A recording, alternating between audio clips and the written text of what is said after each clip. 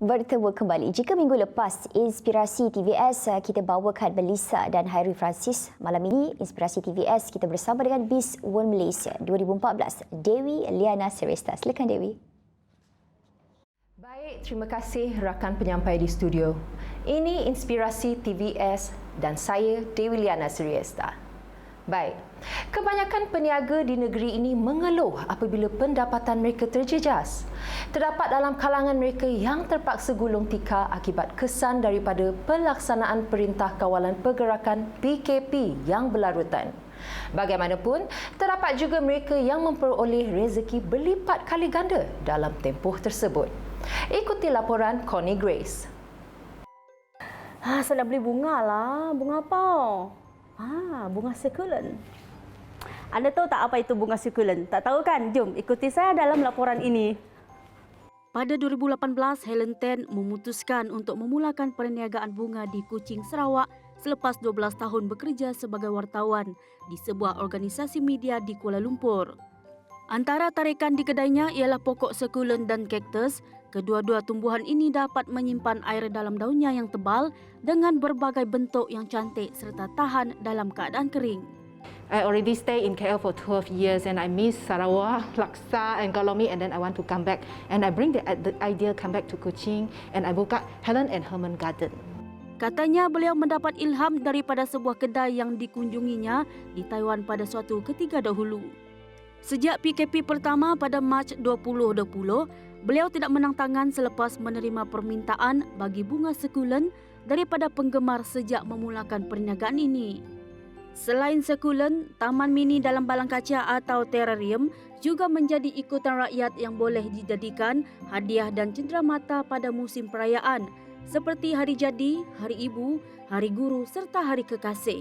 Diceritakan secara ringkas, menjaga tumbuhan hijau seperti ini pasti ada cabarannya. House plant shop ke, dia mesti jaga. Ada plant yang perlu 3 hari siram 1 kali, ada seminggu 1 kali macam succulent, adapun ada yang setiap hari. Tetapi saya tak dapat datang tiap-tiap hari. Dan saya juga menjadi volunteer di vaksin center. Jadi saya banyak kerja sana. Jadi saya mungkin 3 ataupun 4 hari datang sekali. Jadi banyak plant sudah mati. Itulah bunga succulent yang mampu menggembirakan orang yang tersayang. Sekian saja laporan daripada Connie Grace dan juga juru kamera Faitullah Murni untuk TVS Kuching. Kaya dengan kepelbagaian, kaya dengan kesenian. Itulah menariknya Sarawak.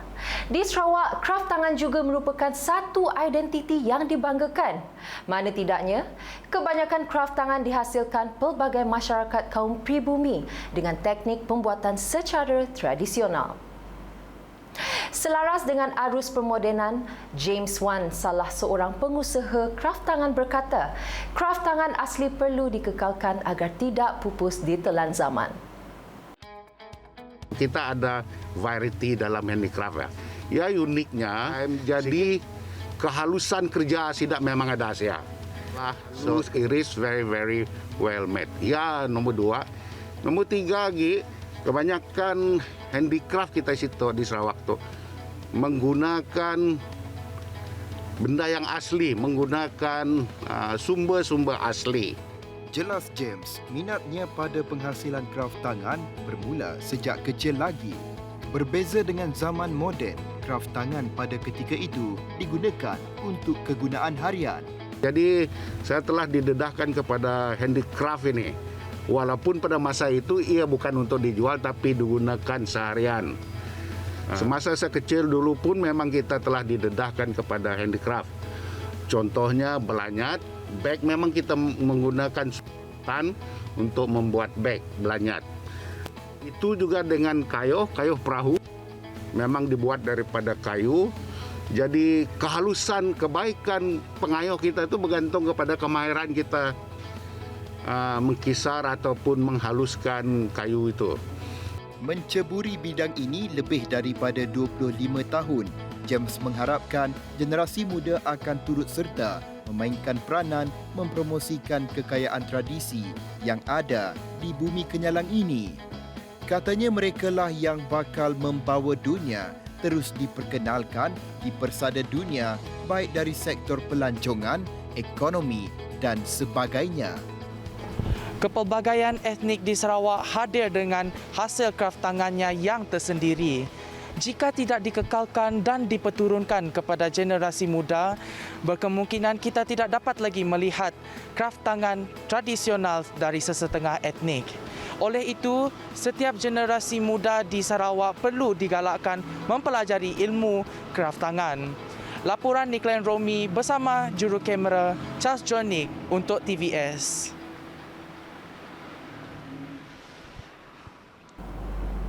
Seorang ibu yang tertanya-tanya apakah yang terjadi dengan anaknya yang pada mulanya seorang kanak-kanak yang pintar dan boleh bercakap dalam 2 bahasa tiba-tiba pada usia 5 tahun hilang keupayaannya dalam percakapan. Setelah merantau dan berjalan jauh mencari jawapan, akhirnya ibu tersebut mendapat jawapan apabila anaknya disahkan autisme. Untuk mengetahui dengan lebih lanjut, kita selami kisah Roslyn Wee dan suaminya Charles Xiao yang menceritakan bagaimana mereka mula mengetahui anak mereka Jonathan yang kini berusia 31 tahun seorang autisme. Pada mulanya, anak saya bernama Jonathan Xiao Genfat adalah seorang budak yang sangat pintar. Dia bertutur dalam 2 bahasa, bahasa Inggeris dan bahasa Mandarin. Tapi malangnya pada usia 5 tahun, dia beransur-ansur kehilangan percakapannya sampai tahap total loss of speech.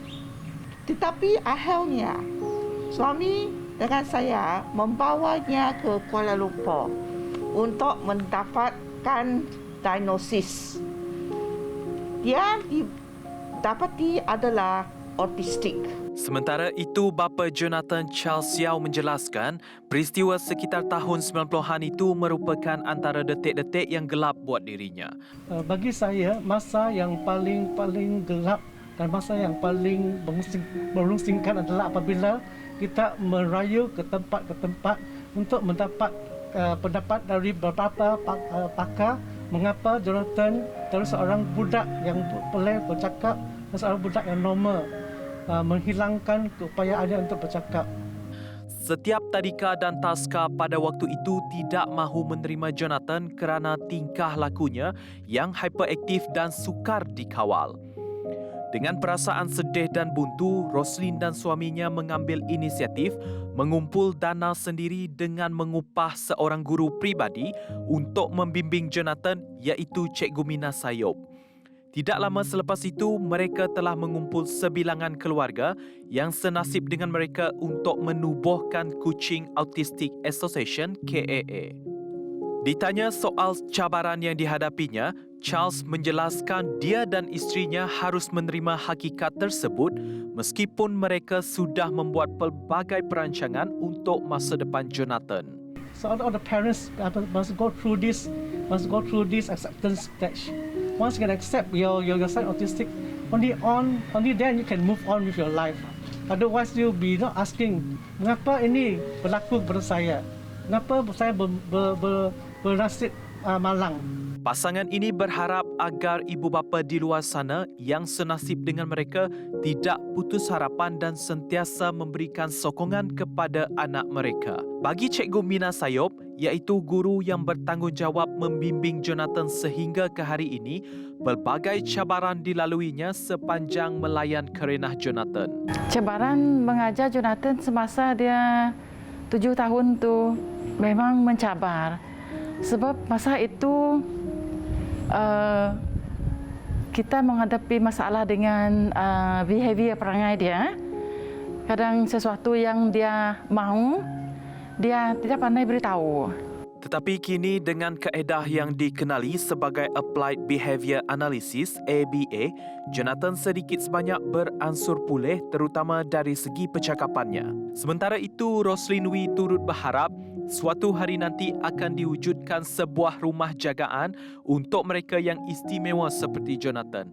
Hal ini demikian kerana seseorang yang autistik pada tahap yang tinggi seperti Jonathan memerlukan sokongan, perhatian dan bimbingan seumur hidup. Saya tertanya-tanya apakah akan terjadi kepada Jonathan sekiranya saya dan suami saya tidak ada lagi di dunia ini.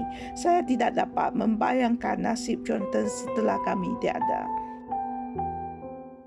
Menurut Pusat Kawalan dan Pencegahan Penyakit Berjangkit CDC di New York, seramai 1 daripada 68 kanak-kanak adalah autisma. Ini bermakna anggaran lebih kurang 9,000 kanak-kanak di Malaysia adalah dilahirkan dengan autisma setiap tahun. Autisma 4 kali lebih kerap menyerang kanak-kanak lelaki berbanding dengan kanak-kanak perempuan. Ini merupakan tanaman yang ditanam oleh pelatih di Persatuan Autisma Kuching ini dengan bimbingan guru-guru mereka. Selain daripada itu, mereka juga dilatih dan diajar untuk membuat pelbagai seni kraf tangan, antaranya produk daripada manik dan juga kad pelbagai guna yang dilukis sendiri oleh mereka dan terdapat nama mereka pada kad ini. Laporan Februari James bersama dengan juru kamera Aziz Soleh melaporkan untuk TVS Kuching. Menggunakan pendekatan yang berbeza dan boleh dikatakan kreatif, seorang pemuda yang merupakan rider Foodpanda di Sabah menjadi tular dek kerana kreativitinya menghias motosikal miliknya dengan patung-patung panda. Bukan itu sahaja, Muhammad Syukri Jumiran turut meletakkan slogan "Jauhi diet, dekati saya". Muhammad Syukri pada awalnya hanya berniat untuk mempromosi jenama perkhidmatan tersebut apabila menyedari ia kurang mendapat sambutan di daerah itu. Namun tidak menyangka, ia menyumbang pendapatan lebih dan menjadikannya terkenal dalam kalangan pelanggan di daerah Papar. Kerjaya itu dipilih selepas hilang pekerjaan sekitar September tahun lalu.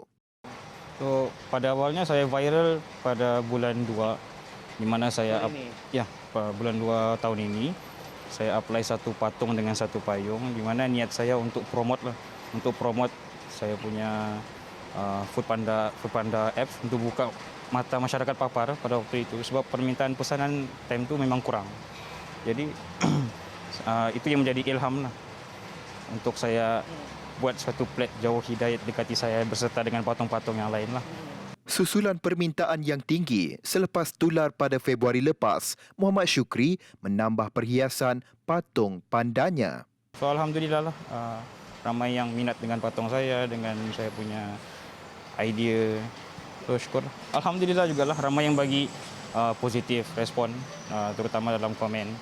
Dan juga permintaan tu yang macam biasa, semakin banyak, semakin ramai.